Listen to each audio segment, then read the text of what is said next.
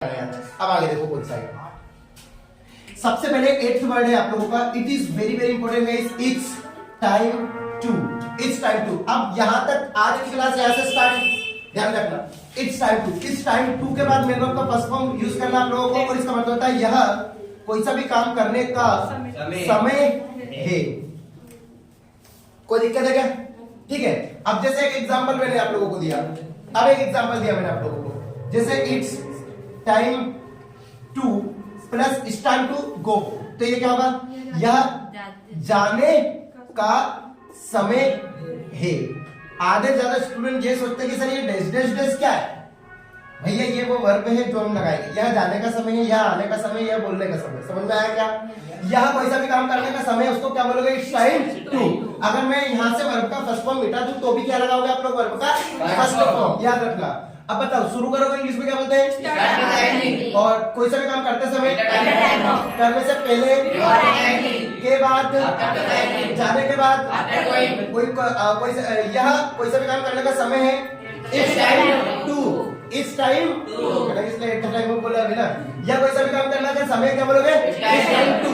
यह जाने का समय, यह आने का समय, यह बोलने का समय, यह लिखने का समय, यह पढ़ाने का समय, यह खाना खाने का समय, यह इंग्लिश बोलने का समय, ठीक है।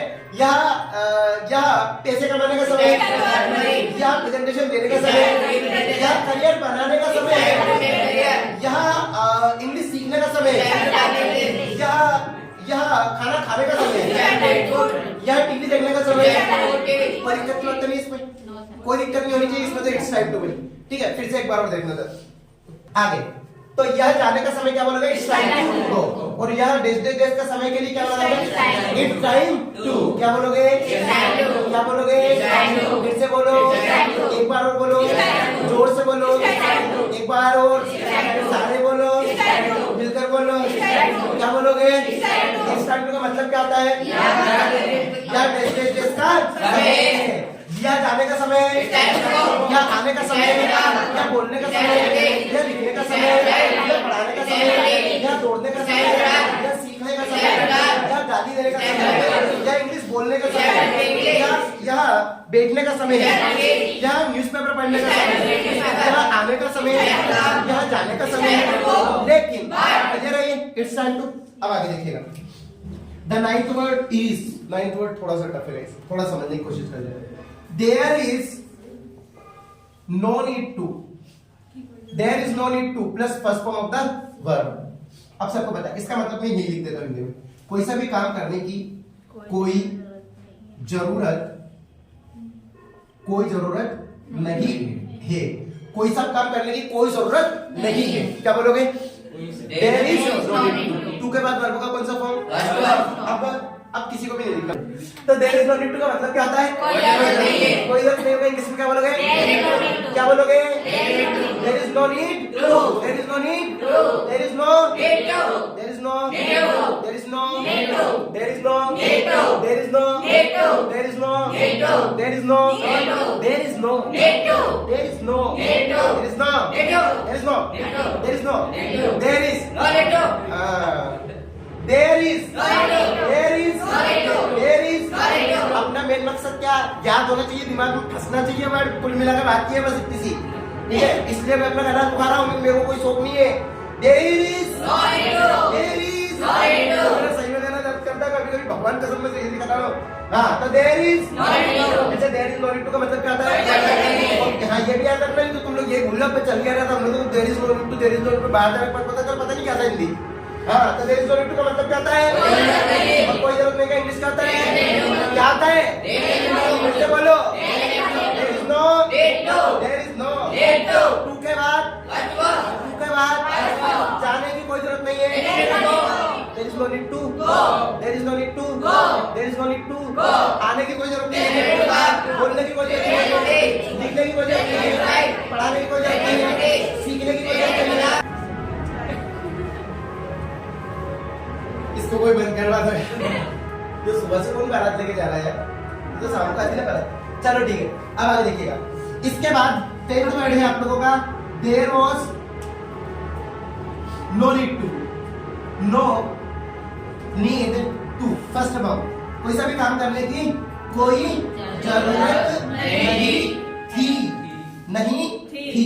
जाने की कोई जरूरत नहीं थी तो there was no need to go. आने की कोई जरूरत नहीं थी, बोलने की कोई जरूरत नहीं थी। बेटा वॉइस लाइन आवाज नहीं आ रही है गाइस, बहुत अच्छे से प्रैक्टिस करें, वेरी गुड, है ना वॉइस। अब देखते हो कौन बोलेगा। लिखने की कोई जरूरत नहीं थी, पढ़ने की कोई जरूरत नहीं, दौड़ने की कोई, सीखने की कोई, न्यूज़पेपर पढ़ने की, बैठने की कोई, सबसे मोबाइल खरीदने की कोई।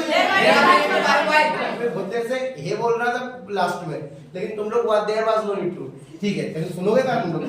11th वर्ड, ये बहुत प्यारा वर्ड है, इसको तो आपको सबको याद रखना। There is no need to, there was no need to. अब आप इसे ऐसा बोल सकते हैं, ध्यान रखना, there will be no need to. अगर आपको ये विल कैन कुड शुड आपने पढ़ा है तो मुझे ज्यादा समझाने की जरूरत नहीं होगी, और इसमें मतलब निकलेगा कोई सा भी काम करने की कोई जरूरत नहीं होगी, कोई जरूरत नहीं होगी। फिर इसके बाद 12th वर्ड आप लोगों का आएगा, there can be no need to, there can be no need to, और इसका मतलब निकलेगा कोई जरूरत नहीं हो सकती है, कोई जरूरत नहीं हो सकती है, कोई जरूरत नहीं हो सकती है, ठीक है। अब 13th वर्ड है आप लोगों का, there could be no need to. सारी की सारी चीजें बहुत सारे हैं there can could should say, ये विल कैन कुड शुड वाला स्ट्रक्चर जो है ना, इसी में पूरी इंग्लिश आती चले, इंग्लिश इसी में सवाल के लिए ध्यान रखना। There could be no need to, इसका मतलब क्या निकलेगा कोई जरूरत नहीं हो सकती थी, और ये स्ट्रक्चर बहुत ज्यादा यूज हो रहा है, इसलिए मैं इसको एक साइड में लिख रहा हूं। 14th वर्ड है guys, there should be no need to, there should be no need to. कोई सी भी जरूरत, किसी भी काम को भी कोई भी जरूरत नहीं होनी चाहिए, जाने की कोई जरूरत नहीं होनी चाहिए, पैसे खर्च करने की कोई जरूरत नहीं होनी चाहिए, पढ़ाने की कोई जरूरत नहीं होनी चाहिए, सीखने की कोई जरूरत नहीं होनी चाहिए, मोबाइल चलाने की कोई जरूरत नहीं होनी चाहिए। ये सब वर्ड, कोई जरूरत नहीं होनी या होना चाहिए, इन सब के इसका एक सेंटेंस में लिख चुका हूं। There is no need to का आप लोगों को पहले एक सेंटेंस, पहले स्ट्रक्चर बनाना ये वाला, ये लिखना है, फिर इसके बाद एक सेंटेंस लिखोगे आप लोग, ठीक है। फिर ये लिखोगे, फिर एक सेंटेंस लिखोगे, फिर ये, फिर एक सेंटेंस, फिर ये, फिर एक सेंटेंस, फिर ये, फिर एक सेंटेंस, फिर ये, और फिर इसका भी एक सेंटेंस। अगर अच्छे स्टूडेंट है तो 2 सेंटेंस बनाए, और देयर इट्स टाइम टू से स्टार्ट करेंगे, स्टार्ट, फिर इसके बाद प्रैक्टिस टाइम।